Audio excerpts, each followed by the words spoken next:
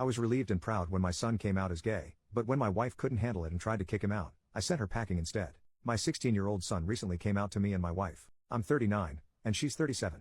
And unfortunately my wife took it extremely badly. Basically here's how things happened. Wednesday, when I came home from work my son said he had something to tell me. He was obviously fidgety about something, and after a bit of rambling he eventually told me he was gay. To be honest, I already knew. He's a good kid and pretty damn smart, but I'm a programmer and therefore the computer guy. I'm the one that everyone calls to fix their computers and laptops.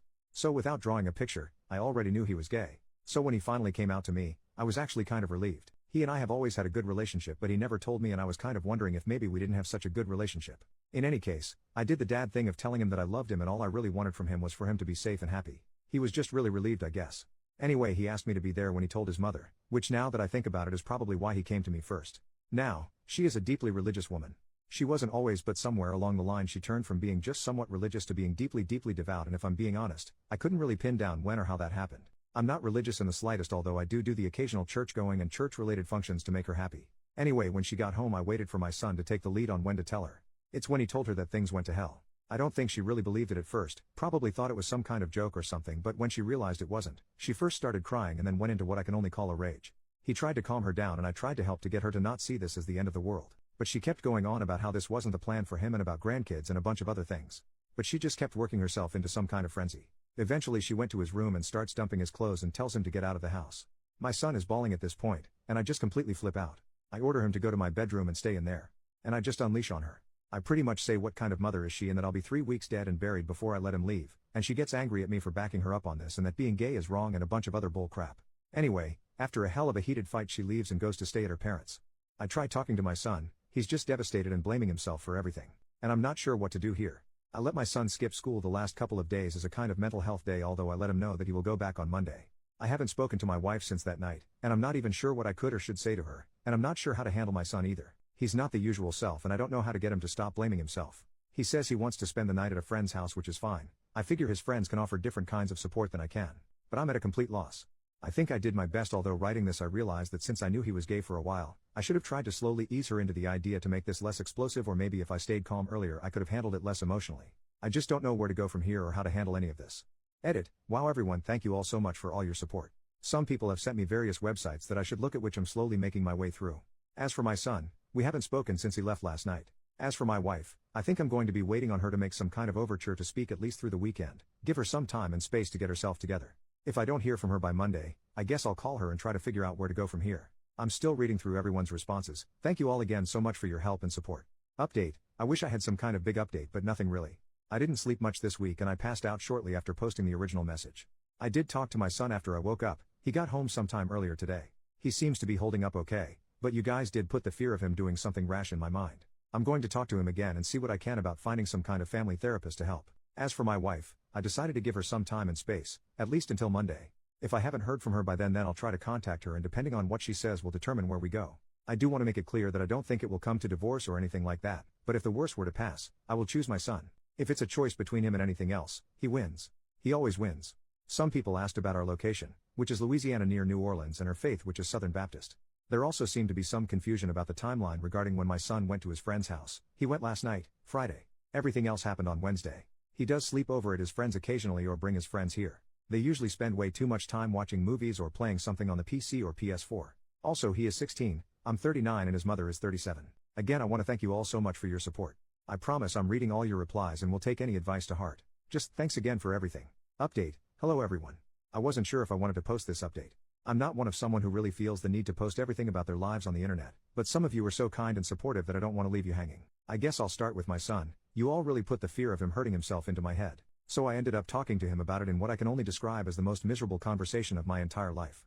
I talked to him about how much I love him, how I always want him here, and he's the most important thing in the world to me and I don't know what I would do if he were gone. Then, I gave him one of my business cards. It has my work number on it obviously, but I also wrote my cell number on it in case he doesn't have access to his phone to remember what it is, but also had the number from the Trevor Project which someone is kind of enough to tell me about, as well the number from the National Suicide Prevention Hotline. I told him please put the card in his wallet and if he ever feels like he's going to hurt himself to please call me or one of those other numbers. He took it, said thanks, and he was really trying his damnedest to reassure me that he wasn't really thinking about anything like that. We only had one more real heart-to-heart conversation that same exact night actually. I was in the living room trying to find something to watch on Netflix or Hulu when he approached me. He kind of sat there for a while and then apologized for making me worry and for starting everything that's happened. I tried my best to shut that down as hard as I could. I told him he didn't have anything to apologize for, that nothing that is going on is his fault, that he was only doing what I've always told him to do, which is be honest with me, and that's what he did, and that I'm proud of him. I know I'm probably sounding like a broken record to him at this point, but I really feel like I need to hammer that home. I did bring up that I was thinking of us going to some family counseling. To be honest, I was actually expecting a lot of pushback here. That he would think I was trying to fix him or something. But nothing, he seemed okay with it. The rest of the night was really nice, just us watching TV together and just talking about nothing. The rest of the week with him I tried my best to keep things as normal as possible for him, just like how it would be otherwise. I really wanted to give him a sense of normalcy. Other than him spending a lot more time in the living room watching TV with me instead of in his bedroom, things are okay, I guess. He's still not himself, but he's more himself than he was last week. And I'm not sure if he's spending more time with me cause he wants to be sure I'm around, or he wants to reassure me, or if he just wants access to the bigger TV in the living room. A few of you did mention that I should do what I can to remind him that our house means it's his house too. So I told him to invite his friends to stay over this weekend, which they are. Actually, just dropped them all off at the movies a while ago. They are going to go watch something, then get something to eat afterwards and call me to pick them up. But yeah, I'm just trying to help him get to normal. As for my wife, things didn't go well. I did call her late on Monday after my son went to bed. I will also admit that while I do love her, I was also very upset with her. I was trying to give her time and space to process things, and I know it's not fair to get more angry with someone that you are purposely giving space to be less angry, but I was not happy that I was the one that had to do the reaching out first. But I tried put that aside and wanted to know where her head was at. I knew there were going to be things we needed if we were going to find a way to get past this. So I kind of made a list of them in my head. The first is we all needed to go to family counseling, and I had to be the one that choose who the counselor was. Next was that she had to find some way to get past the gay thing, whether it be therapy or prayer or whatever, I don't care, but she needed to find a way to just deal with it. And third, she needed to find a way to make it up to him, and again, I don't care how. I feel like this was a reasonable list. Anything else would be up for discussion, but I was going to die on those hills. And when we talked Monday, she agreed he needed counseling, however she felt we should go to one sponsored by the church. I told her that was off the table. I wanted a counselor who could be neutral and who I could trust when left alone with him. And we circled this point until nearly 3 a.m. So we decided to pick this up again on Tuesday, where we had the exact same discussion until very late in the night. And then we did all again on Wednesday. Wednesday night I told her that we needed to do this in person and finally get somewhere with this. So Thursday morning, I told my son I was going to be very late coming home, left him some money to order a pizza and told him that he and his friends could start their weekend shenanigans a day early if they liked. And then after work on Thursday, I went over to her folks and we tried to have this talk again. And we got nowhere with it. I just refused to go to someone I can't trust. So sometime later, I don't know, I guess I let go. I just gave up. I broke. I just couldn't freaking do it anymore. I just couldn't keep circling that freaking wagon anymore. I know you shouldn't make life-altering decisions when you've only had maybe 8 hours of sleep spread over about 9 days and none of it in intervals greater than 20 goddamn minutes. But I was just done. I just couldn't do it anymore. I tried, I really did. I really wanted to make it work. We were together since college and I do love her, but I just can't do it. I can't create a situation where my son could be hurt, especially now. I have to be there for him, someone has to be. So I said it's probably for the best that we stay apart and I would bring her the rest of her things over this weekend, and I left. I went to Walmart, grabbed some boxes, cried for about half an hour in my car, and then went home. I got home at some ungodly hour to find a couple of my son's friends asleep on my couch. I realized that when I told my son to invite his friends, I meant to spend the day, and he thought I meant to spend the night. I ordinarily don't like having other people's kids in my house during a school night, but whatever, I blame myself for not being clearer.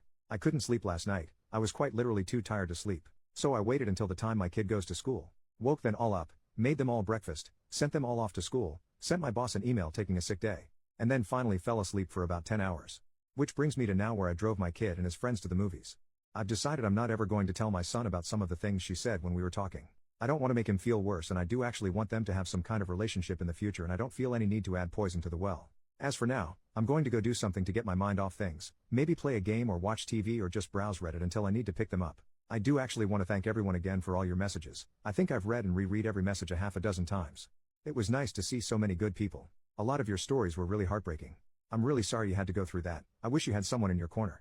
Everyone deserves someone in their corner. As one internet stranger to another, you are all really strong people. Edit to add. As for the people asking about getting a divorce, actually that's where it is going. I didn't put it in the update, but yeah. I'm probably going to contact a divorce attorney on Monday. I haven't figured out how to tell my son yet. But that's a tomorrow problem. I just don't want to think tonight.